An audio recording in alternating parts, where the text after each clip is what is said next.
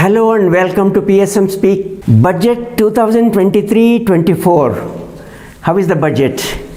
To be very honest with you, without mincing words, it was really disappointing. It couldn't meet the expectations of the people, particularly because this is an election year.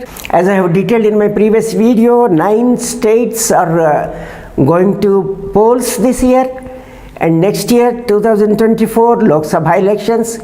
In view of this, people expected that the government is going to spend more. But unfortunately, that didn't happen. The budget size itself has been shrinking. As I have shown in my previous video, that the budget size as a percentage of the gross domestic product has been shrinking. It used to be 18% of the GDP some 10 years back, gradually coming down and settled at 12% or around a few years back.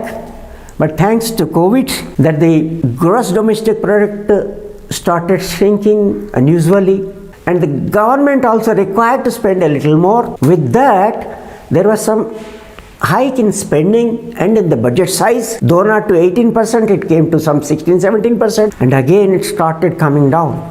Last year, the budget size was 15.29% of the GDP. This year, we thought that it would be at least the same because of the elections. Then what is the size this year? 45 lakh 3,000 crore. This is against 41 lakh 87,000 crore, the revised budget of 2022-23, the current year's budget. What does it mean in terms of percentage over 2022-23 revised? 7.54% higher, which means what? The inflation is almost going to offset the increase, maybe a little more than that. So there is no increase in the size of the budget, and as a percentage of GDP also, it was, as I told you, 15.29% last year's budget, and now it is 14.92%. But how the government could do this despite the elections scheduled this year and Lok Sabha elections next year? There are strong reasons even for that. I will explain that in the end of the video. First, let us see what they have actually given to the middle classes. To give something to the middle classes, they have to pool the resources by way of imposing higher taxes on the richer people, heavier weights on broader shoulders. Did it do? No. The peak rate, personal income tax, 42.74% is the current rate. The budget has brought it down to 39%, 3.74% less. That is the relief given. The highest surcharge rate has been brought down from 37% to 25%. The result of which is that the peak rate coming down from 42.74% to 39%. What does that mean? Just one example, how much the rich benefited through this. A person with 10 crore income getting relief of 36.6 lakh. What is happening to the middle classes? The threshold for income tax has been increased, the income from 2.5 lakh to 3 lakh. It's not a big rise. And then the slabs rejig, and finally what we see, that there are some changes. You are free to opt for the new regime or the old. What does that mean? It is likely that the new rates might not be beneficial to some of the taxpayers, so they may continue to pay under the old regime.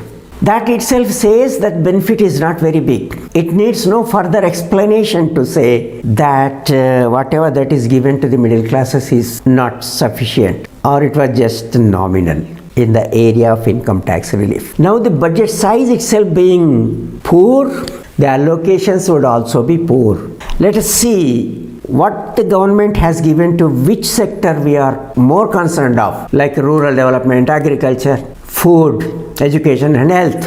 For fertilizer subsidy, 2022-23 revised was 2,25,220 crore. Now Is it higher? No. It is 1,75,100 crore, which means 50,120 crore less than the revised budget of the previous year. The food subsidy 2020 to 23, 2,87,194 crore. Now it is 1,97,350 crore. 89,844 crore less than the previous year's budget, not increase. And coming to education, it was 99,881 crore in the revised budget of 2020 to 23, and now yes, there is some increase, 13,000 crore, 13,018 crore increase, whereby the budget allocation for education is 1,12,899 crore. But what does that mean? It constitutes 0.37% of the GDP against the decades old demand of 6% of the GDP. Then health sector,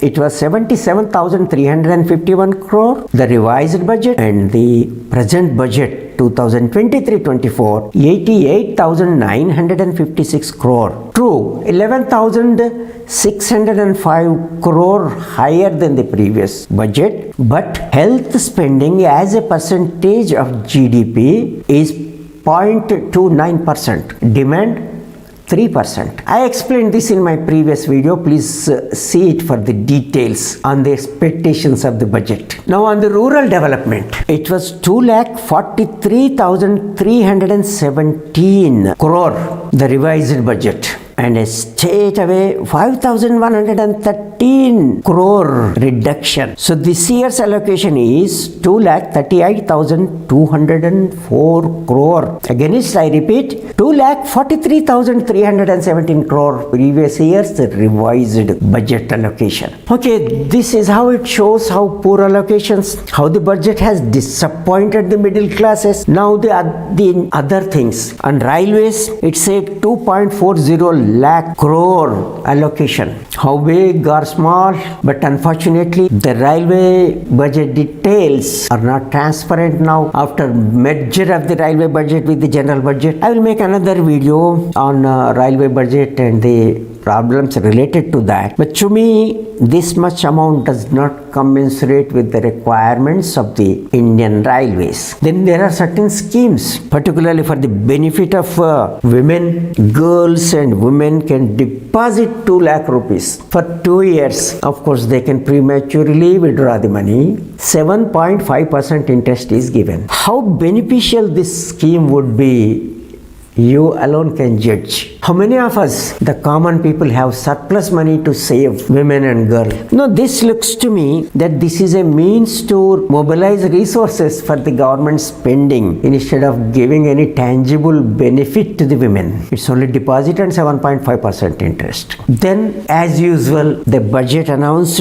credit target, agricultural credit target, a big sum, 20 lakh crore. But at a closer look, one wonders, no allocations are going from the exchequer for stepping up bank credit or deploying so much credit, 20 lakh crore to the farm sector. Then one strange thing, in addition to Rural Infrastructure Development Fund, RIDF, run by NABARD, UIDF, Urban Infrastructure Development Fund, is being set up. And this fund for RIDF, the shortfalls in the priority sector were to be invested by the banks in the RIDF. Now in UIDF, similar way, the shortfall in the priority sector requirement. Priority sector, agriculture, transport, MSME sector. Instead of giving loans to these sectors to the persons engaged in those activities, farming and other activities, at one place we say 20 lakh crore target. At another we say, if you are not able to meet your priority sector requirement, you can transfer that money to UIDF as you had been doing with RIDF. Is it not a backdoor method to evade the priority sector responsibility of the bank? approving that evasion, allowing the banks to invest in UIDF instead of giving loans to the people in priority activities, something very serious. Then about the states, the government is allowing states to have a fiscal deficit of 3.5%. Of it, 0.5% is linked to the power sector reforms. What do power sector reforms mean? Increasing the efficiency of the power sector, the viability of power sector, or the profitability. Where from the viability and profitability come? The increase of user charges. That means indirectly it is going to burden the people. So it is not a people friendly measure. We see so many contradictions in the statements that the government is happy, we should also be happy that the economy is growing fast, and Indian economy scaled to 5th place from 10th among the world economies in 9 years' time. So was the per capita income of the people increased to 1.97 lakh, doubled in 9 years. It's really a good thing. But at the same time, the government said that it had to supply food grains to as many as 80 crore people.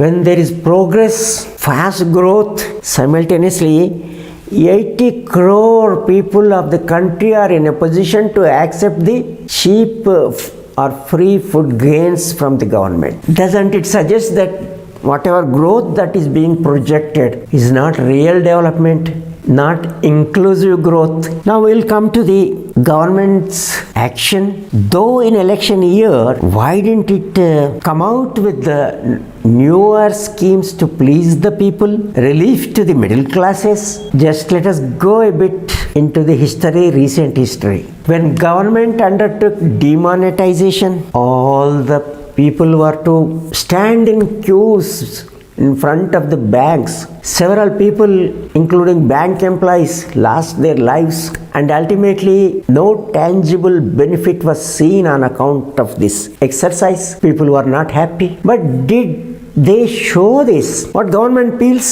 It got support. I mean, the party in power. It gloatingly claims that whatever it did was accepted by the people, so they did not reject the government. They supported it. Similarly, goods and services tax, that faced a lot of criticism. People said it was burdensome to them. Some rejected the GST outright, while others said the method, how it was operated, was incorrect. But still people opposed that. But that opposition was not felt by the government. So it again feels that it had the support of the people for whatever actions it took. Similarly, we see high inflation, price rise, unemployment, but yet government is getting support. So emboldened by this, maybe the government thought that I follow the economic policies which I am following, and these policies have the acceptance of the people, and as long as they accept the policies, I can go ahead. I think that is the reason why government did not change the policies and did not